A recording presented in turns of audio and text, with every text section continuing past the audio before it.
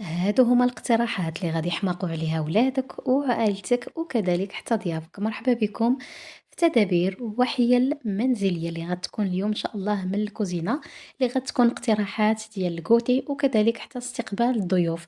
كنقول لكم مرحبا بكم في فيديو جديد على قناتكم فن وفنون. سعيدة بلقياكم مرة أخرى. جمعة طيبة مباركة على الجميع. اليوم ان شاء الله غادي نشارك معكم جوج ديال الاقتراحات ديال دوازاتاي، عبارة على كيك غزالين ساهلين ماهلين، وجوج اقتراحات اخرين عباره على تحليه اللي تقدروا حتى نتوما توجدوها كما قلت لكم لحبابكم وعلاش لا حتى في عرضاتكم. الا كنتم مهتمين بهذا النوع ديال المحتوى كنقول لكم مرحبا بكم. ما نطولش عليكم، مرحبا والف مرحبا.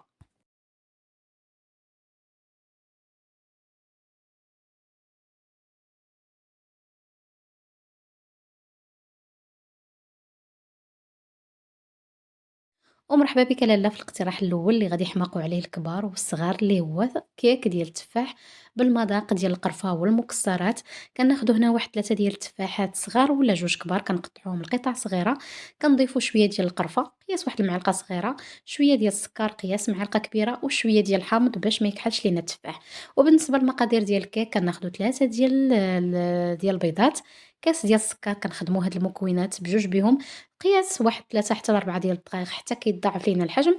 من بعد كنضيفوا كاس ديال الزيت، كاس ديال الحليب ولا كاس ديال الياغورت. من بعد كنخلطوهم مزيان وكنضيفوا الدقيق على حساب الخليط. هنا غتاخد لكم 2 كيسان ونص ديال الدقيق مع 2 ديال لي ساشي ديال الخميرة ديال الحلوى وساشية ديال الفاني.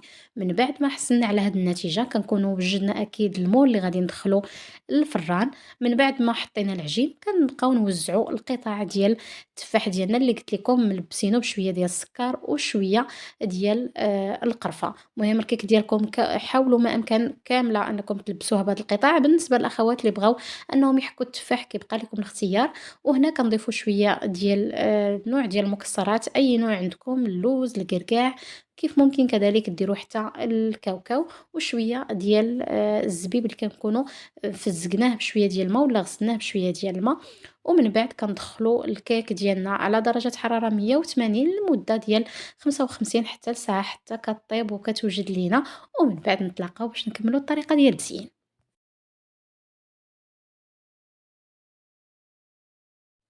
وبطبيعة الحال قبل ما نخرجوا الكيك ديالنا كناخدو واحد الكيغطو وكندخلوه في الكيك. هنا كنشوفوا ان العجين كله نشف، هنا دليل على ان الكيك ديالنا وجدات.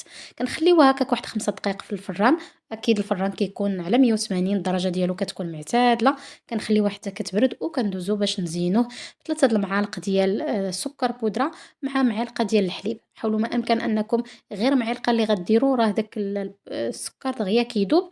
كنحصلوا على هاد النتيجة اللي ما كتكون لا عاقدة لا جارية. وكنزينوا بها الكيك ديالنا. حاولوا ما امكن انكم طلعوا شويه يديكم الا كنتو بغيتو خطوط اللي كتكون شويه رقيقه، والا كنتو بغيتوها شويه سميكه كتقربوا يعني يديكم الكيك هكا كتحصلوا على خطوط اللي كتكون شويه عريضه.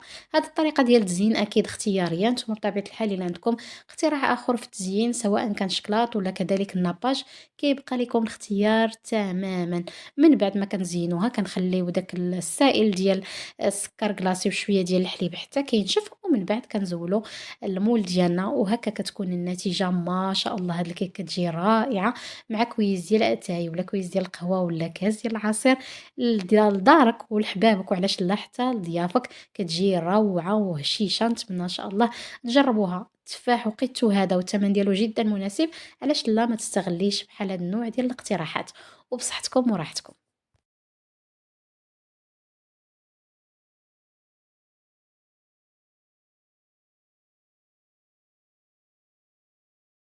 والاقتراح الثاني غادي يكون لاله الرولي باللوتس والمذاق ديال القرفه. بالنسبه لاول حاجه بالنسبه للعجين غادي تحتاجوا هنا واحد الكاس ونص ديال الحليب اللي كيكون دافي، واحد الكاس ما يعادل 100 ملي ديال الزبده مذابه. كتضيفوا ليها يا لاله واحد الكاس ديال السكر ما يعادل 125 غرام، بيضه واحده، ساشيه ديال الفاني. وديك العلبة ديال الخميرة اللي كتاخد ب21 غرام. كنخلطوا دوك المكونات كما شفتوا، من بعد كنبقاو نضيفوا الدقيق. هنا غتاخد لكم 6 د الكيسان ديال الدقيق، والعجينة كما كتشوفوا خصها تكون بحال هكا رطيبة. كنخليوها لمدة ديال ساعة حتى كتختمر لينا وكيتضاعف ليها الحجم. عاد كنبسطوها، وهنا غادي نمشيو نحضروا يعني الباط اللي غادي نعمروا بها الرولي ديالنا. بالنسبة للمكونات، هنا غتاخدوا واحد 2 معالق ديال الزبدة اللي كتكون رطيبة بحرارة ديال المطبخ. وهنا كتضيفوا أخواتي واحد 2 معالق كبيرة ديال القرفة، كاس ديال السكر، وواحد المعلقة ولا 2 معالق كبار ديال الكريمة ديال اللوتوس. بطبيعة الحال ديك الكريمة اللي كنشريو المتاجر الكبرى كندوبوها في واحد البيغ ماغي ولا حمام مريم حتى كدوب لينا، كناخدو منها 2 المعالق كبار. هذه هي الباط اللي غادي نعمرو بها الرولي ديالنا. من بعد ما خمرت لينا العجينة، كنحاولوا ما امكن اننا نخرجوا من هذاك الهواء وكنبسطوها على سطح العمل ديالنا. بالنسبه للسمك ديال الرولي ديالكم، حاولوا ما امكن تكون فيه هكاك واحد 3 ديال السنتيم على حساب يعني الغلظ نتوما اللي كتفضلوا. من بعد ما بسطنا الحشوه ديالنا كنلفوها بهذه الطريقه هذه. حاولوا ما امكن انكم تزيروا شويه وانتم كتلفوا، وهنا كتقطعوها على حساب الكبر اللي بغيتو نتوما.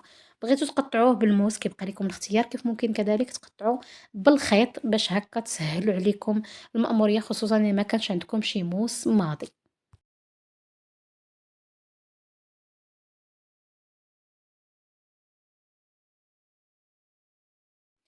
ومن بعد ما كنكملوا التقطاع ديال الرولو ديالنا، كنديروها في اللاطة. حاولوا ما أمكن أنكم تحطوا كل قطعة يعني باعدة شوية على أختها باش كتزيد تختمر. وحاولوا ما أمكن أنكم تبسطوها بشوية بيديكم، كتخليوها حتى كتختمر. ومهم كتدخل كل قطعة مع أختها كتختمر لينا مزيان. وكندخلوها لدرجة حرارة 180، كطيب لكم 40 دقيقة. كتخليوه هنا كتبرد، وكندوزو نوجدوا الكريمة اللي غادي يعني نزينوا بها الكيك ديالنا ولا الرولي ديالنا. كتاخدوا هنا واحد المعلقة ديال الزبدة، 3 د المعالق ديال الجبن، أي نوع ديال الجبن ولا ديال الفرماج. من الأحسن أنكم ديروا جبن.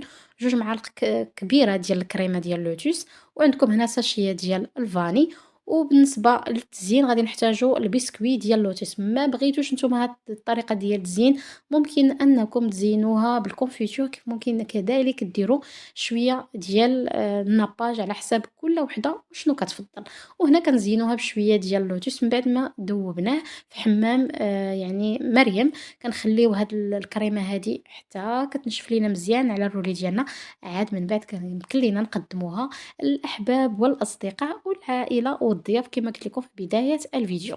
وبالنسبة للتزيين كناخدو البسكويت ديال اللوتوس وكنهرمشو هكا في يدينا وكنزينو بها باش نبينو أن داك الرولي ديالنا يعني مزيّن أو بمذاق ديال اللوتيس. وكما قلت لكم هادو عبارة على اقتراحات، ممكن أنكم تزينوها بأي نوع بغيتو نتوما أو كتفضلوه أو شنو عندكم في الكوزينة بطبيعة الحال.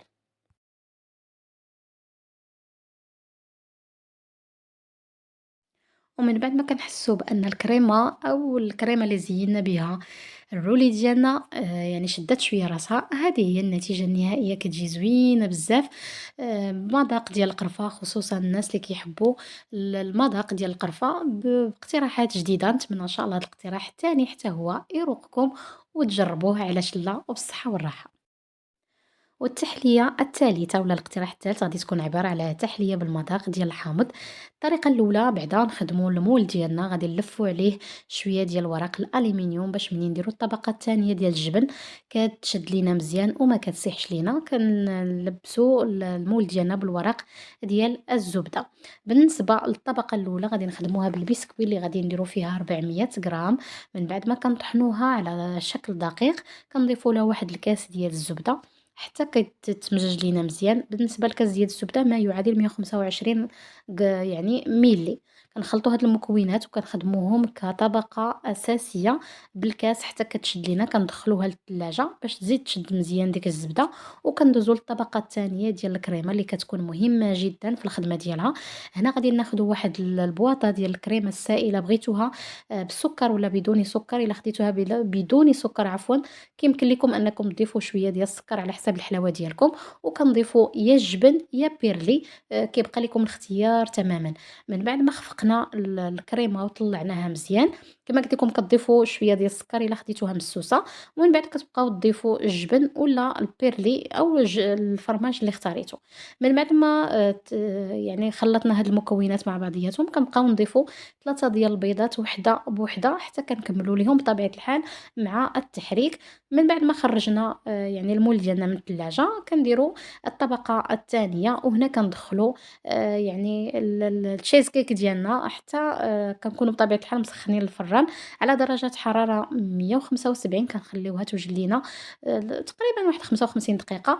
من بعد ما كنطفيو الفران وإياكم أنكم تخرجوها، خليوها واحد المدة ديال ربع ساعة في الفران باش تزيد تشد ليكم مزيان. إلا خرجتوها كتقدر أنها تهبط ليكم.